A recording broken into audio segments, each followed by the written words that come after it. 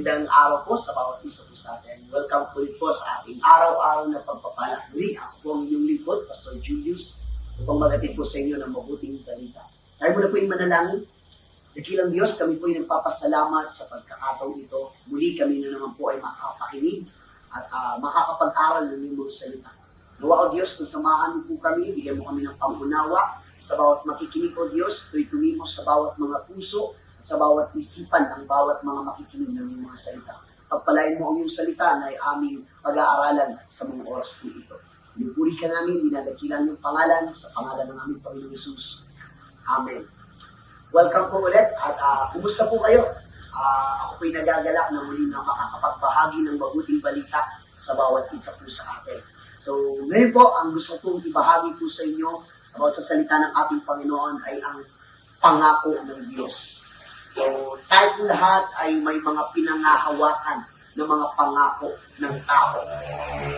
Marami po tayong mga bagay na pinangahawakan or ito yung mga bagay na naririnig natin, na sinasabi ng tao, na pinangako nila sa atin. Pero alam niyo po ba na ang pangako ng tao pwedeng magbago? Ngunit ang pangako ng Diyos, hindi kailanman magbabago. Sabi nga po sa kanyang salita, sa 2 Corinthians chapter 1, verse 20, for all God's promises have been fulfilled in Christ with a resounding yes and amen.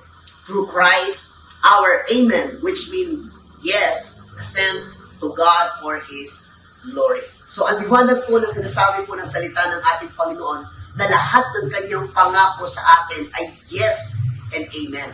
So, ang tanong, kapatid, ano bang pinangahawakan mo na pangako ng Diyos? Pwede po bang ilagay sa comment section natin kung ano yung promises ni Lord, kung ano yung mga pangako ng Diyos na iyong pinangahawakan? Nararapat lamang po na bawat isa po sa atin may salita ng Diyos or may pangako ng Diyos na ating pinangahawakan. Sapagkat ang pangako ng Diyos ay matibay po nating pangahawakan. Ang pangako ng Diyos ang siyang magiging sandigan po natin sa ating pamumuhay. Kaya nga, sabi po ng Biblia sa atin, na hindi po siya tulad ng tao na nagbabago ng isip, na hindi po siya tulad ng tao na marunong magsinungaling. Ang Diyos po, kapag meron po siyang sinabi, ay kanya pong tutuparin. Ang kailangan mo lang gawin, panghawakan ang kanyang mga pangako. Hold tightly sa lahat ng mga pangako ng ating Panginoon. Lahat po sa Biblia ay pangako ng Diyos sa atin. So, i-claim mo lang. Ang kailangan mo lang gawin, ipanalangin mo yung pangako ng Diyos. I-claim mo yung pangako ng Diyos sa iyong buhay.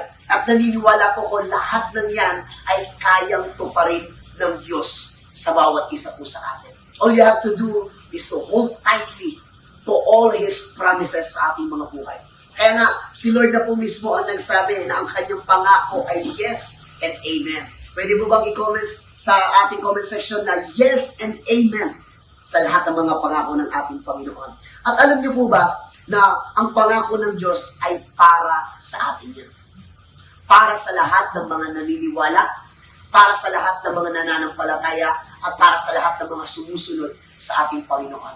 Kaya nga, sa mga oras po ito, ano man yung mga pinagdadaan mo ngayon, panghawakan mo lang yung pangako ng Diyos. Hindi ka niya iiwan, hindi ka niya pababayaan. At ano man yung mga nararanasan mo ngayon, pangako ng Diyos sa atin, kailanman ay patuloy kanyang sasamahan. Saan ka man pumunta, dumaan ka man sa apoy, dumaan ka man sa tubig, dumaan ka man sa anumang iba't ibang mga problema, ang pangako ng Diyos, I will be with you to the ends of your life. So, ang pangako ng Diyos sa atin, hanggang dulo ng ating buhay, sasamahan po tayo ng ating Panginoon. Kailangan mo lang panghawakan, kapatid, ang pangako ng ating Panginoon. Amen?